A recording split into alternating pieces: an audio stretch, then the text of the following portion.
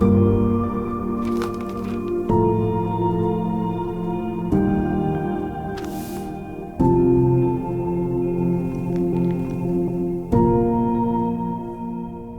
to another edition of Maverick University. I'm your host, David Hallberg. Joining me today is missionary Luke Shelby, one of the missionaries that we support at Northwest Bible Baptist Church, and he stopped by the college campus to preach chapel and address our students, and we appreciate him also joining us on the podcast. Thanks for being here. Thank you.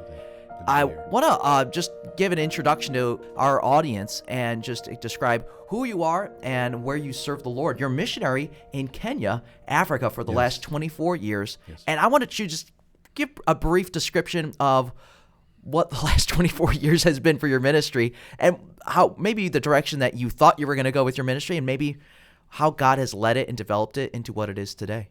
Well, when we first moved to the field, I knew I would be working with another missionary and trying to learn the language and the customs, culture, those kind of things to try to help me be grounded more in the situation over there, so I'm not, causing any problems or hurting people or whatever, and just trying to be a good testimony of the Lord Jesus Christ there.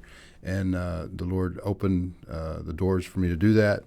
The missionary I went to work with actually left the field after I got there, so I basically worked with the church, and that church helped develop me and helped me to know how to minister to their people.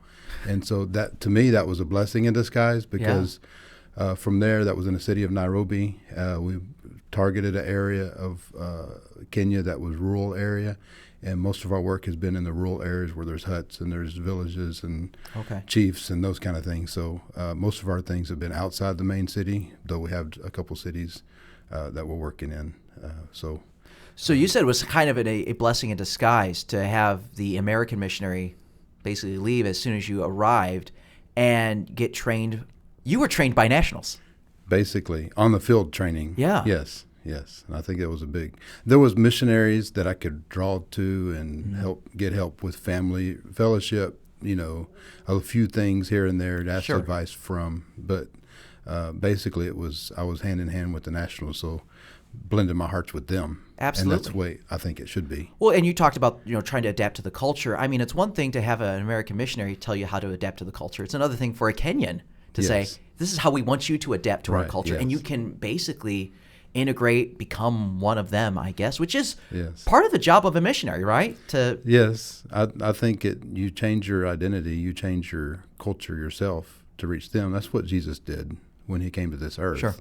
And he became one of us to reach us. And I think that's helped me in the long run. And I feel more like a Kenyan African than I do an American from the inside. I don't know. I still bleed red blood American. I don't know. But I thank the Lord for those experiences that he gave me there. Yeah, absolutely. And your ministry has been exceptional where you continue to work with nationals. Can you describe the church planting and the work that you do, training folks and things like that? So from the epistles from Paul and his ministry and the work that he's done and the examples that we find in the Scripture, I tried to develop everything that we could to kind of have an example that we have a biblical reason for doing what we're doing, and see the life of Paul putting his life and pouring it into other people around him, so that they can continue on and do that work, like 2 Timothy 2:2. And the same, commit thou to faithful men who shall be able to teach others also. And so that's the philosophy that we've used, and pouring into nationals, and the nationals pouring themselves into other nationals, and continuing that process. And as we're working with them, we started out as a church plants. We were in charge until we found nationals that were faithful, and then transitioned over them being in charge of those churches, and then training and them helping us train the next generation of nationals.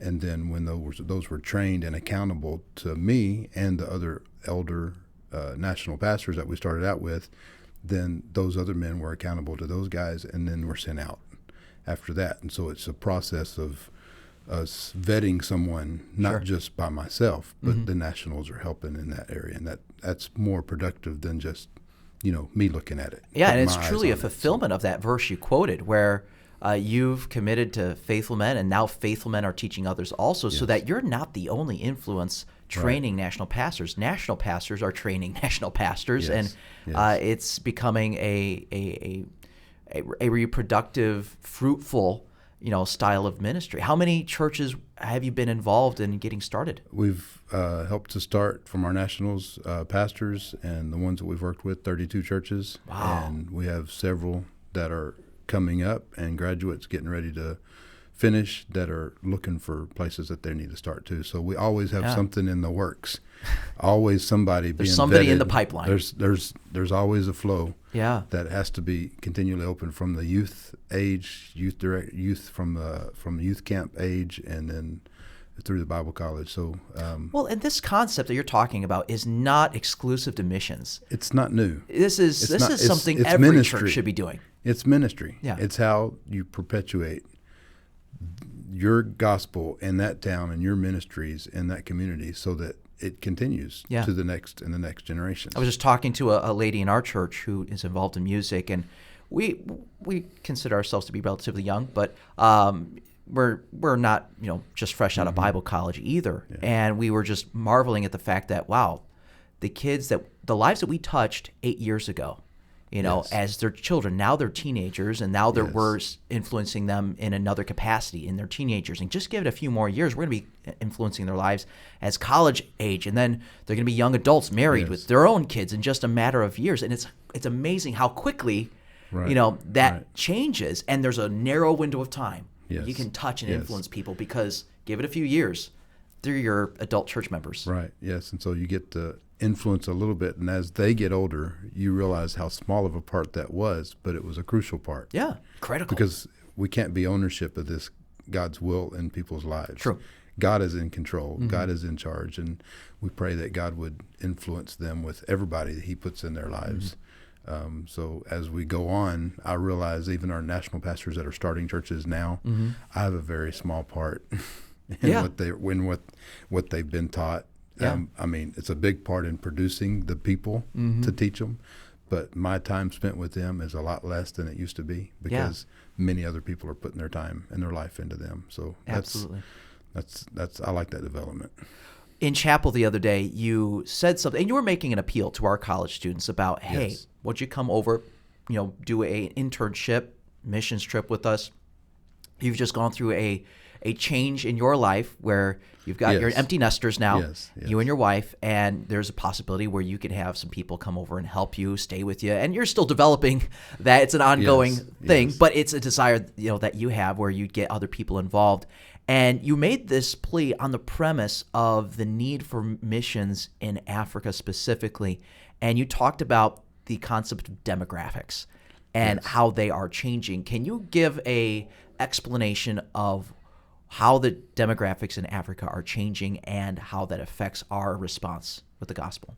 Well, in comparison to the rest of the world, most of the world is looking at economy and food source and those kind of things, and trying to lower the need for food so we can be able to feed the entire world. Africa is not thinking that way. They're far behind that.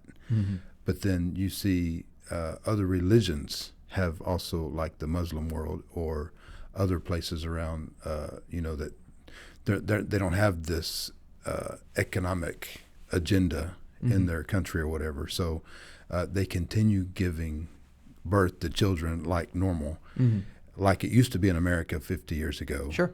100 years ago, where it's not unheard of to have 10 to, whatever kids, 8 to 10 kids. But then,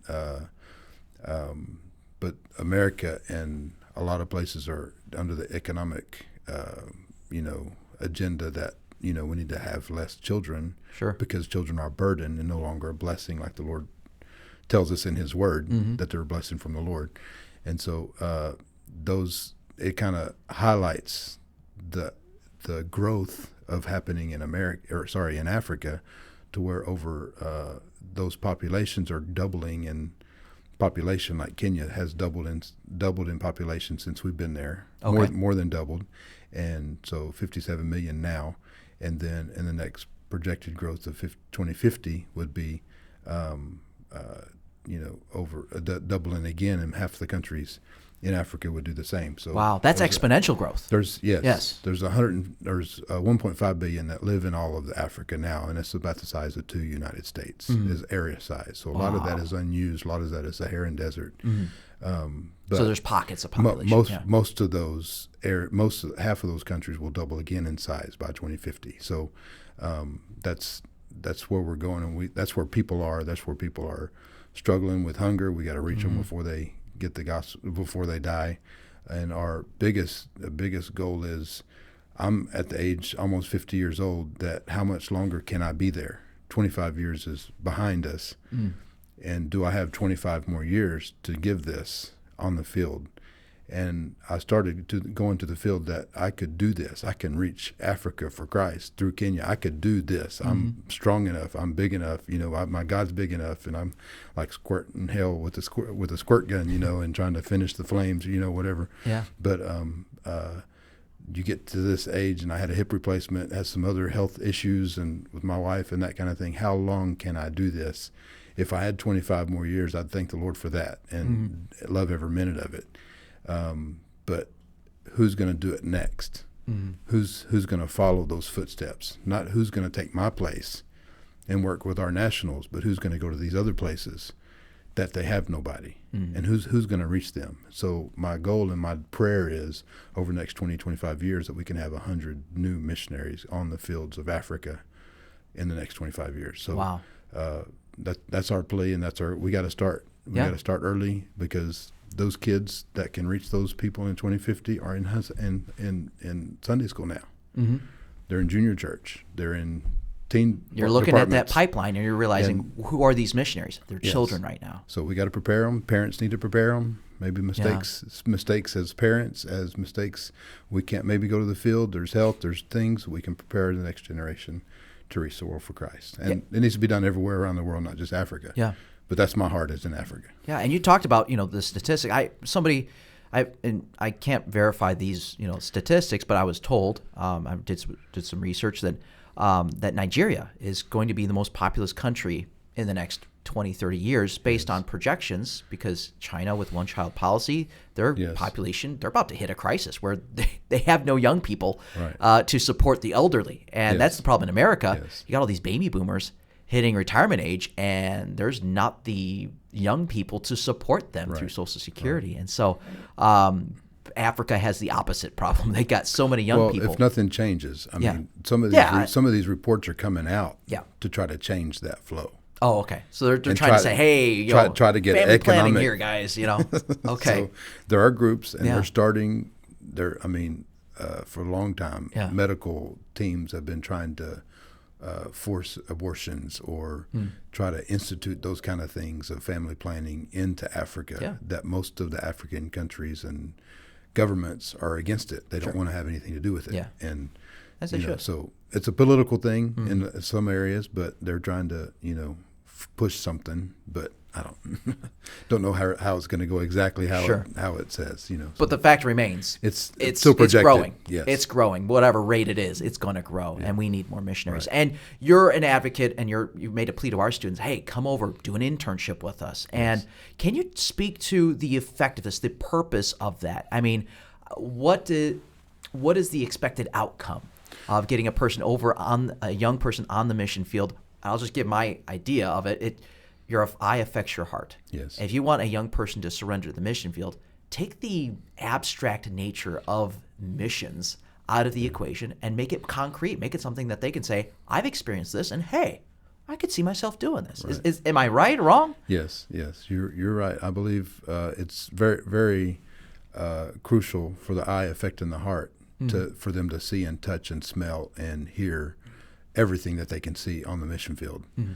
We can't actually do that in a presentation. We can't do that through a video. We can't do that through, it used to be slides, now it's videos, now it's podcasts. We can't do that. Sure. But getting them to the field, and then not just a missions trip where they're going and having a vacation, but a little bit more intense where they're getting training, cultural training, language training.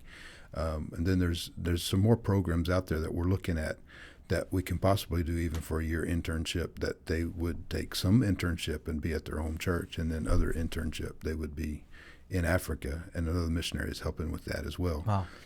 So we're trying to put our heads together, do what we can, be available, and try to find the names and people that we can pray for and ask God to start using them and point them in a direction where they can be more successful when they go to the field. The dropout rate on the first term is so high of a missionary going to the field. If they know and they're prepared, then they can be more ready when they go to the field the first time.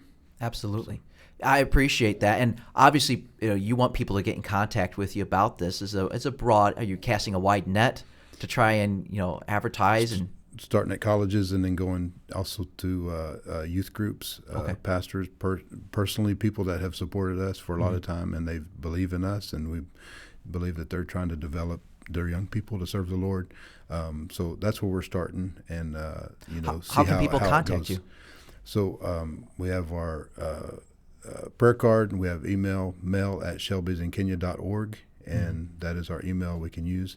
And then I'm on WhatsApp, some other things, and some information we can give. Absolutely. Here. Yeah, and obviously, if anybody's watching, they can contact us here at Providence Baptist College, and we can forward your information to those folks. So we're with BIMI, so they can contact us through BIMI as well. Perfect. And through website, shelbysinkenya.org. Okay, perfect. They can look at those things and see our recent prayer letters and other updates that we've done.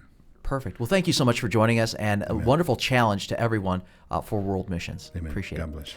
Make sure you check out our other episodes on YouTube. Make sure that you like this video, you comment, and that you share it with somebody who would be benefited by it. And make sure you also check out the audio-only platforms as well. God bless you. Thank you for watching.